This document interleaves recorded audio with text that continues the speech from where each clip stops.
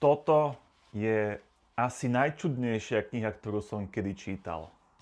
Volá sa Chmúrny válečník a je to niečo, čo na papieri vyzerá ako najlepšie fantasy na svete. Je tam veľa súbojov, ale že veľmi veľa súbojov, veľa akcie, veľa zaujímavých postav, putovanie po svete. Avšak tento prísľub, povedzme, sa nepreniesol do reality, ktorá je v tejto knihe. Kniha je totižto celkom ťažkopádna a je čudná. Celá kniha, dialógy, opisy, postavy mi pripadajú, ako by boli napísané pod vplyvom látok. Je to čudná kniha.